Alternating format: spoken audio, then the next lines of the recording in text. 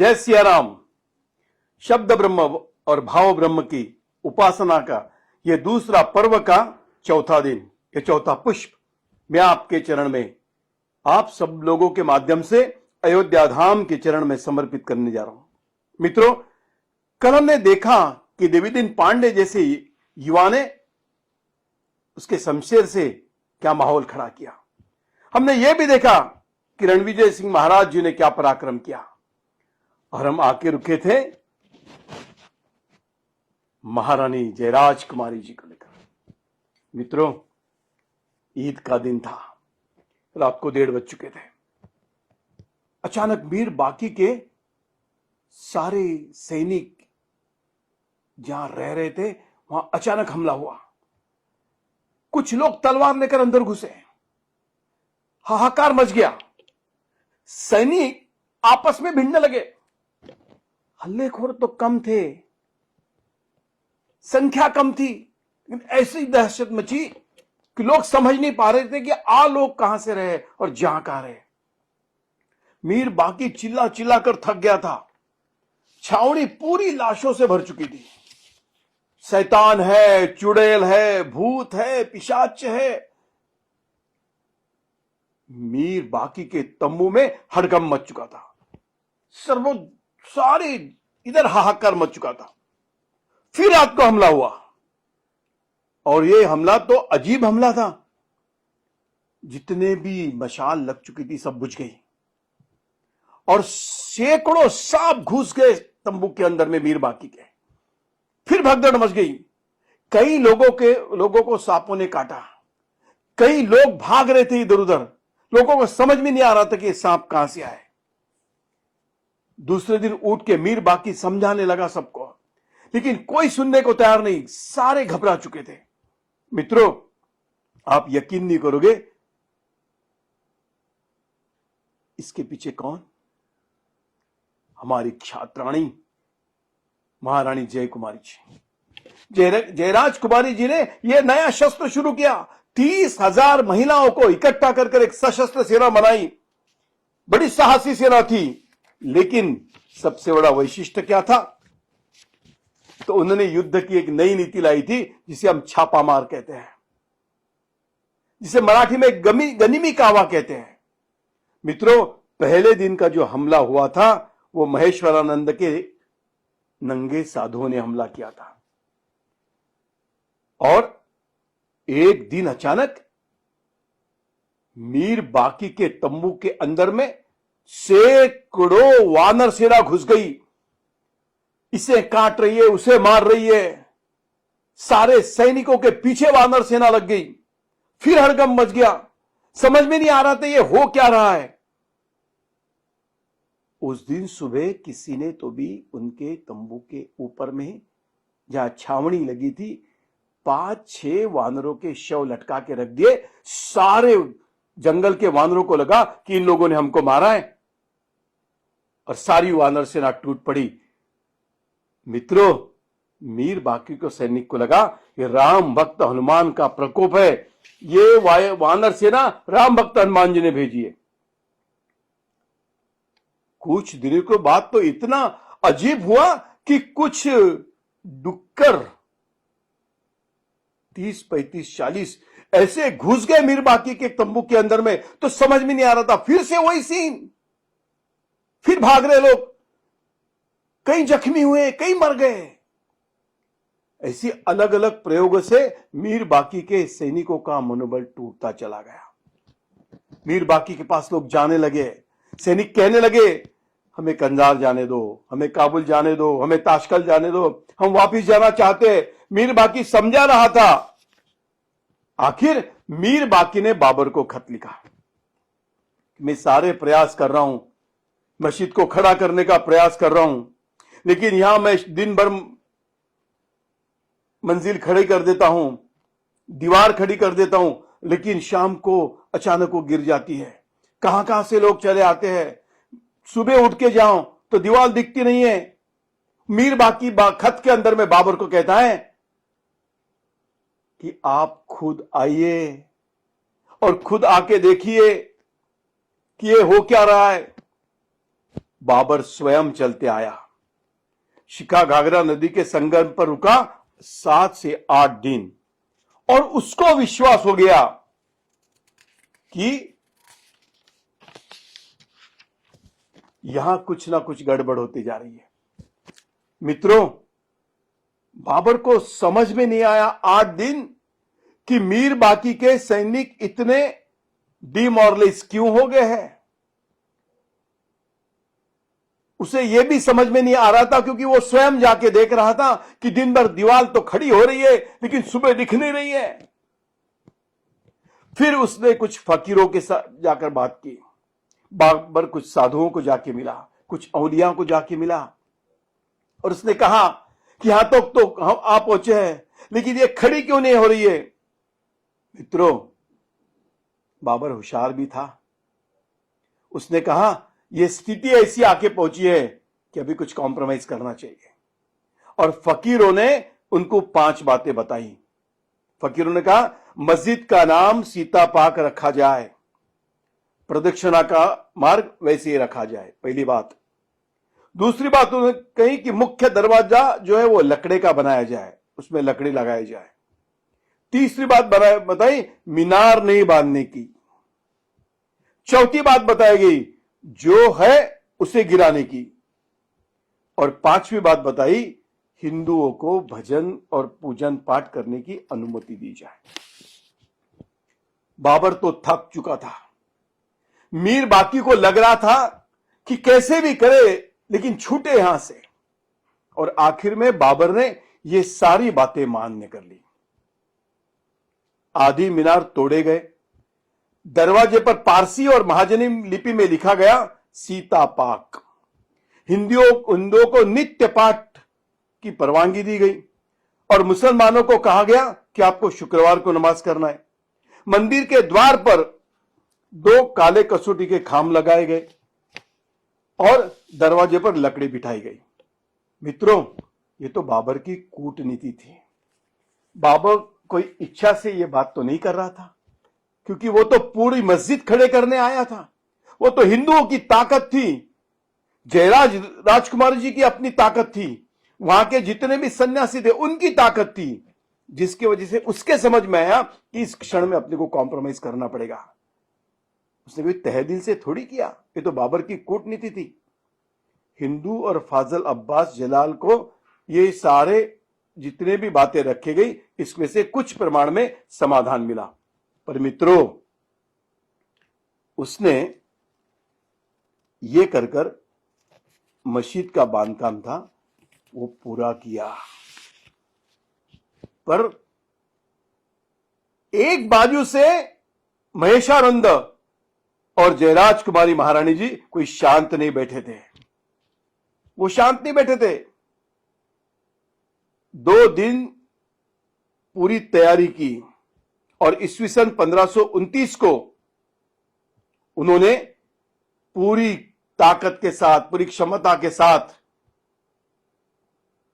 अयोध्या नगरी के अंदर में लोगों को इकट्ठा बुलाया और उसने कहा कि इतना हुआ है, ठीक है, सारे लोगों को यहां बुलाया जाए और हिंदू चेतना का नया आक्रोश, नया माहौल, नया वातावरण अयोध्या ने उस वक्त देखा।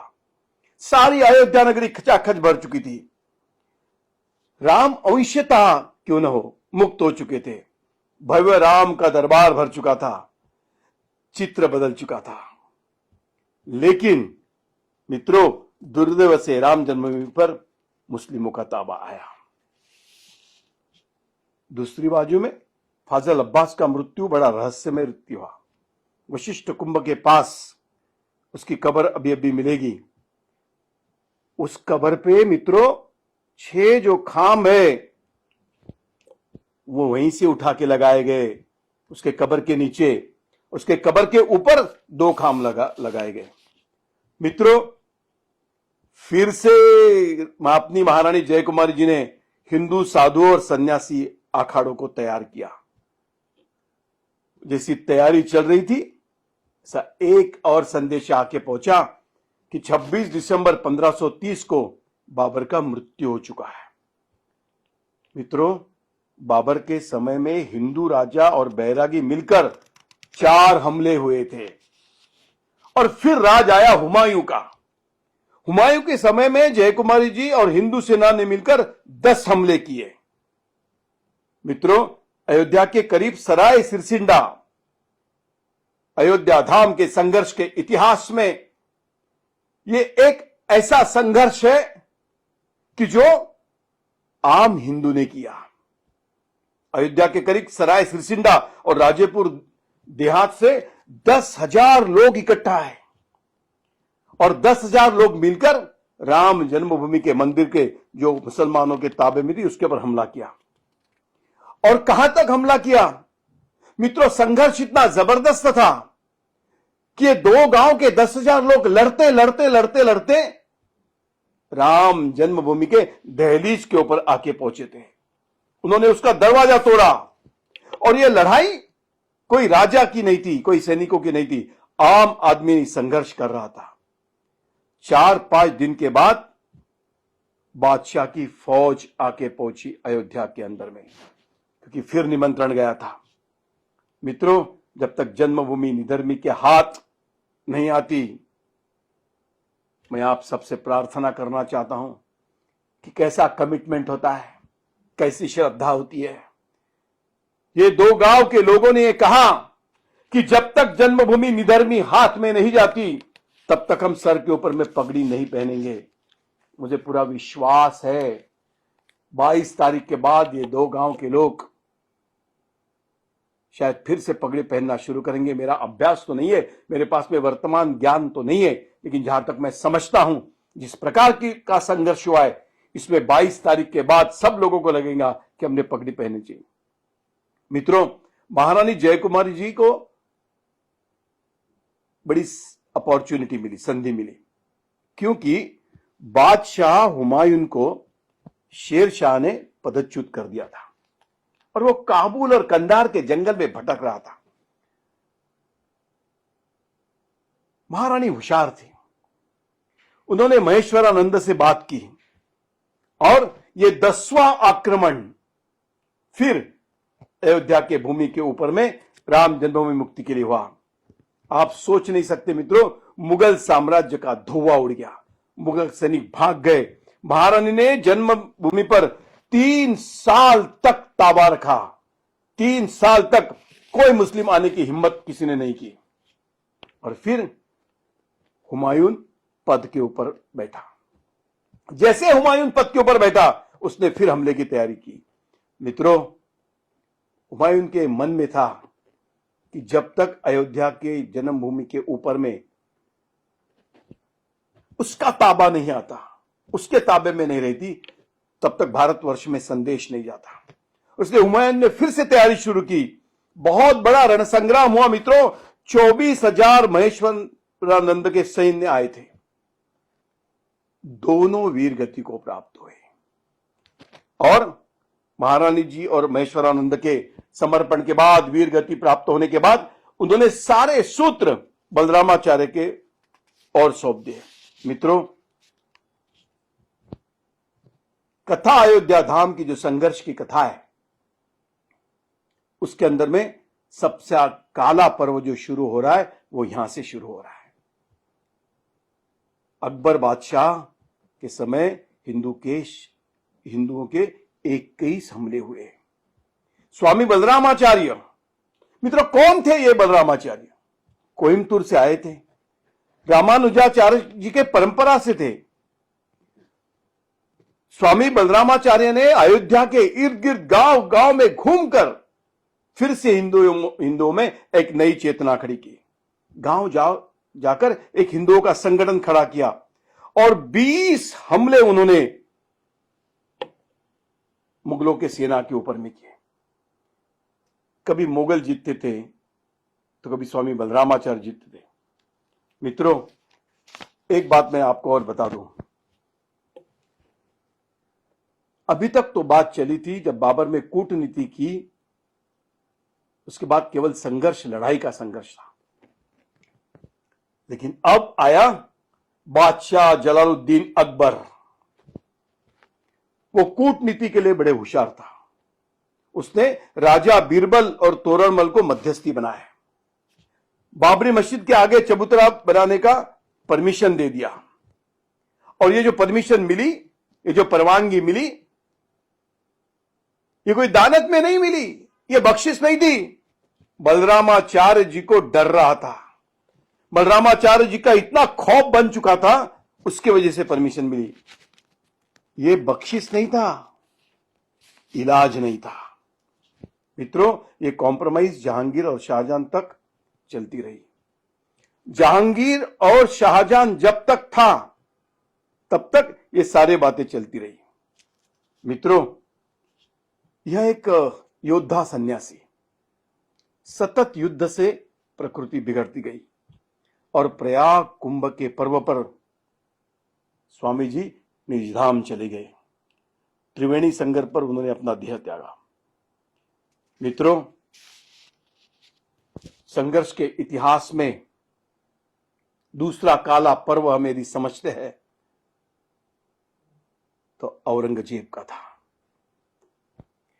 औरंगजेब को जब मालूम हुआ तो उसने भी तय कर लिया कि राम जन्मभूमि को पूरी तरह से खड़ा तोड़कर मस्जिद बनानी है। मित्रों, खुद तो नहीं आया, लेकिन उन्होंने कड़वा हिंदू द्वेषी सेनापति जामाच खान को भेजा और बहुत बड़ी सेना लेकर भेजा। तब तक 80-90 साल पहले अकबर बादशाह का आदेश था, मंदिर में सतत पूजा चल रही थी। 100 साल के बाद किसी ने सोचा नहीं था कि कैसा और बड़ा हमला होगा और कोई बड़ा सैनिक लेकर लोग आएंगे। किसी ने सोचा नहीं था, क्योंकि 100 साल तक ढांचा था, लेकिन वहां पे मंदिर की पूजा चल रही थी। अचानक ये संघर्ष की नई गाथा खड़ी हुई। नदी से लोग नौका में बैठकर आए और जैसे जैसे लोग नौका में बैठकर अयोध्या की ओर आ रहे थे, जो नौका चलाने वाले होते हैं ना, इसे हम केवट कहते हैं, वो तो जन्मभूमि से जुड़े हुए थे। उन्होंने ज्यादा लोग बिठाना शुरू किया, कई लोगों को डुबाना शुरू किया, बहुत ज्यादा लोग मरने लगे। जाबाज ने कहा सरदारों को, आप पागल हो चुके हो, आपको समझ में नहीं आ रहा है, आप इतने लोग नौका में कैसे बिठा रहे हो।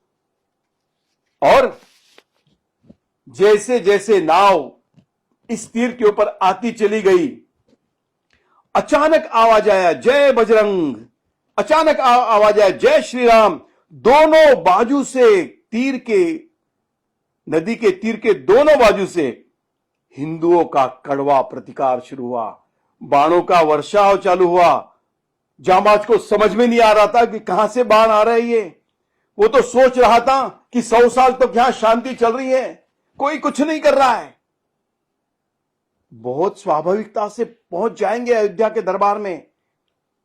लेकिन पूरे नदी के बीच में दोनों तरफ से बाणों का वर्षाव चालू हुआ।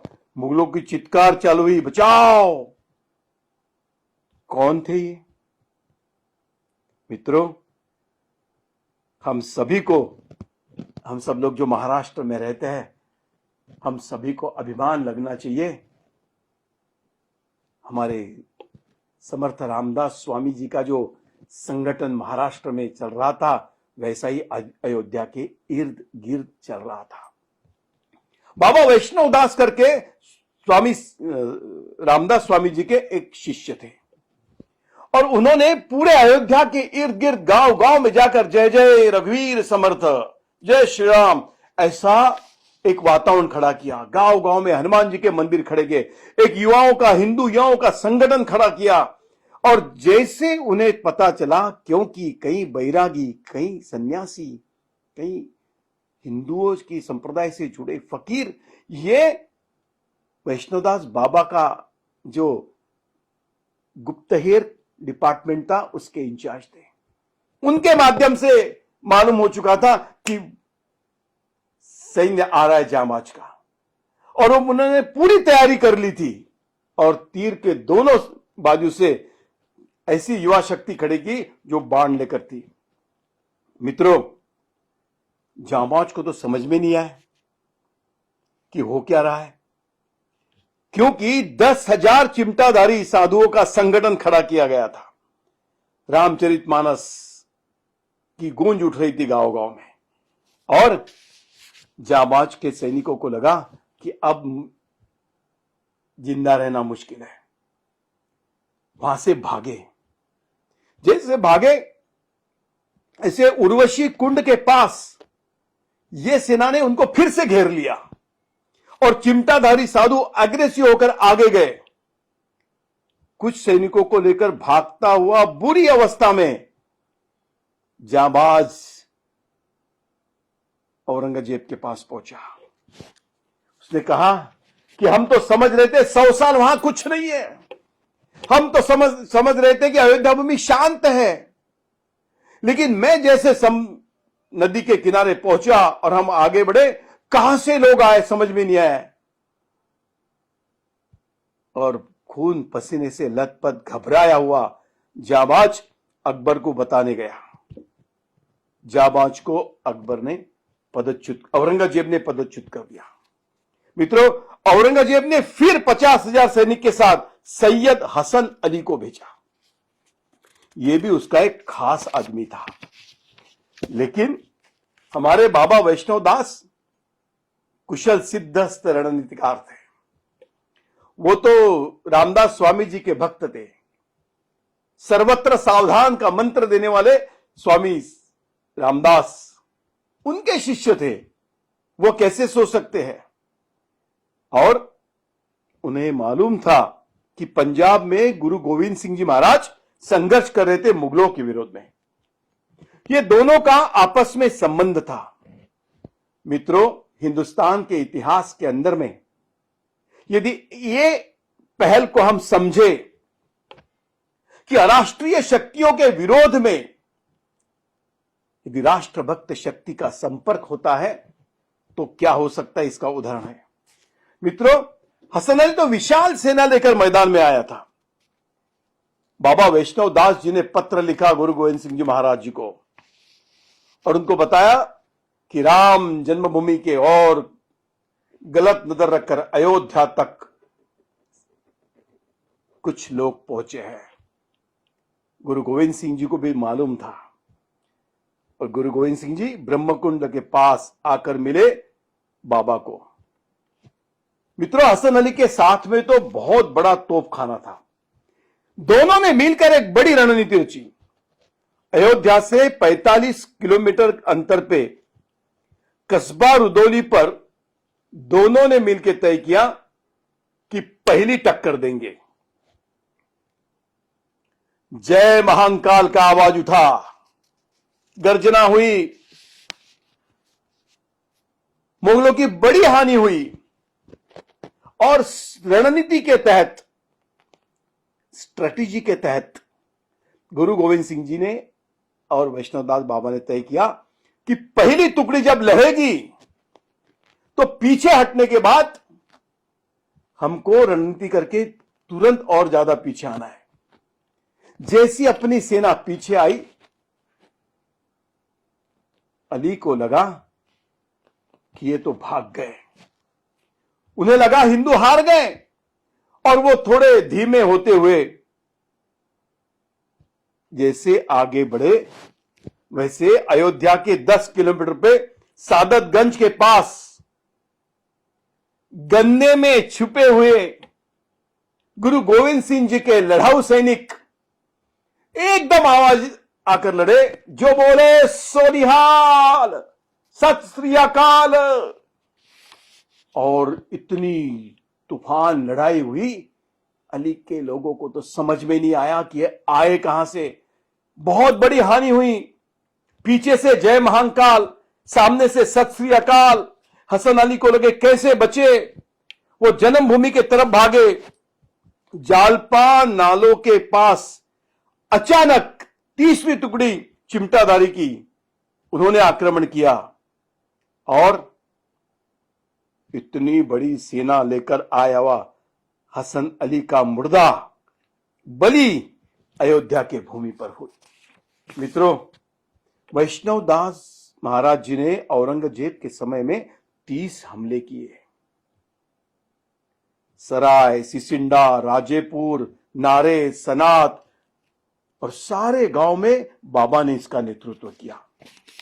और सूर्यवंशी, तहकूर, गजरा सिंह, कुंवर गोपाल सिंह, कुंवर जगदम्बा सिंह बादशाह से लड़े, उन्हें भी वीरगति प्राप्त हुई। मित्रों, उस समय हिंदुस्तान के अंदर में जो चित्र था, उसमें महाराष्ट्र में छत्रपति शिवाजी महाराज, राजस्थान में राणा राज सिंह, पंजाब में गुरु गोविंद सिंह और बुंदेलखंड में राजा छत्रसाल लड़ाई कर रहे थे। कुछ समय के बाद मित्रों 1664 को फिर आक्रमण हुआ और यह आक्रमण, इसका नेतृत्व खुद औरंगजेब ने किया। सतत संघर्ष से हिंदू शक्ति क्षीण हो चुकी थी और वो विशाल सेना लेके आया। हिंदुओं का पराभव हुआ, 10,000 हिंदुओं का बलिदान हुआ। मित्रों, इतिहास में वर्णन है कि मंदिर के पूरब दरवाजे पर जो कुआं है वो प्रेतों से भर चुका है और औरंगजेब ने उसके खूर में लिखा है कि 27 रमजान के महीने में 1664 को फिर राम जन्मभूमि शाही देखरेख में चली गई। चबूतरा गिराया गया, मंदिर गिराया गया। और मित्रों, श्रद्धा कैसी होती है देखो, औरंगजेब ने तो चबूतरा भी गिराया, मंदिर भी गिराया। उस वक्त वहां एक गड्ढा बन चुका था, लोग रोज उस गड्ढे के आकर पूजन करते थे, वहीं पूजा करते थे, वहीं अर्चना करते थे। और औरंगजेब के बाद में मित्रों, ये समय जब टूटता चला गया, पूरे देश में मुगलों का साम्राज्य कम होता चला गया और 150 साल जिन अंग्रेजों ने हिंदुस्तान पे राज किया, वो अंग्रेज अब हिंदुस्तान में आ चुका था। मित्रों, संघर्ष की गाथा जब अंग्रेज आया तो एक अलग मोड़ ली। हम कल बात करेंगे अंग्रेज के समय से लेकर तो हिंदुस्तान को आजादी मिली तक कथा शौर्य की, कथा धैर्य की, कथा अयोध्या धाम की। अंग्रेज के समय में फिर संघर्ष हुआ है।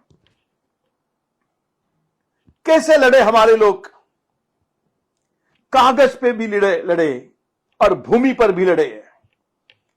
मित्रों, आज यह चौथा पुष्प मैं आपके माध्यम से अयोध्या धाम के चरण में अर्पित करता हूं और आपको आह्वान करता हूं, आइए कल मिलते हैं 8 बजे शाम को कथा शौर्य की, कथा धैर्य की, कथा अयोध्या धाम की। जय सिया राम।